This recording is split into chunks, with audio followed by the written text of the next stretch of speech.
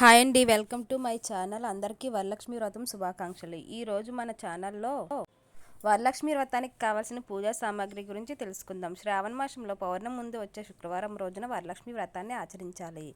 ఆ రోజున వీలు కాకపోతే తర్వాత వచ్చే శుక్రవారాల్లో కూడా ఈ వ్రతాన్ని చేయవచ్చును.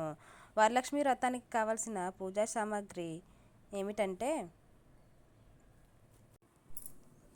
పసుపు 100 గ్రాములు, కుంకుమ 100 గ్రాములు, ఒక డబ్బా గంధం, విడి పువ్వులు, పూలదండలు 6, తమలపాకులు 30, వక్కలు 100 గ్రాములు, ఖర్జూరములు 50 గ్రాములు, అగరవత్తులు, కర్పూరము 50 గ్రాములు, కర్పూరము 30 రూపాయి నాణెములు, ఒక తెల్ల టవలు, జాకెట్ ముక్కలు, మామిడాకులు, ఒక డజన్ అరటిపళ్ళు, ఇతర 5 రకాల పండ్లు, అమ్మవారి ఫోటో, కలశం, కొబ్బరి, తెల్ల దారము లేదా పసుపు రాసిన కంకణము, 2 స్వీట్లు, బియ్యం 2 కిలోలు, కొద్ది పంచామృతం లేదా ఆవు పాలు, దీపాలు, గంట, హారతి ప్లేటు, స్పూన్స్, ట్రేలు, ఆవు నెయ్యి లేదా నువ్వుల నూనె, ఒత్తులు, అగ్గిపెట్టె, గ్లాస్ బౌల్స్.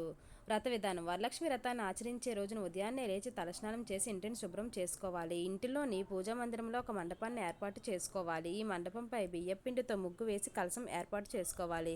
అమ్మవారి ఫోటో అమర్చుకోవాలి. పూజా సామాగ్రిని అంతా సిద్ధం చేసుకోవాలి. తోరణాలు ముందుగానే సిద్ధం చేసుకుని ఉండాలి. అక్షింతలు, పసుపు కనుమతిని సిద్ధంగా ఉంచుకోవాలి.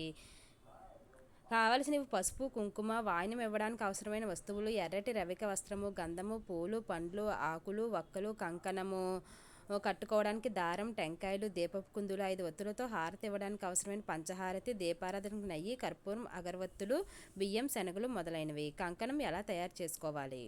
తెల్లటి దారాన్ని 5 లేక 9 పోగులు తీసుకుని దానికి పసుపు రాసుకోవాలి. ఆ దారానికి 5 లేక 9 పూలు కట్టి ముడులు వేయాలి. అంటే 5 లేక 9 పోగుల దారాన్ని ఉపయోగించి 5 లేక 9 పువ్వులతో 5 లేక 9 ముడులతో తోరాలను తయారు చేసుకోవాలి.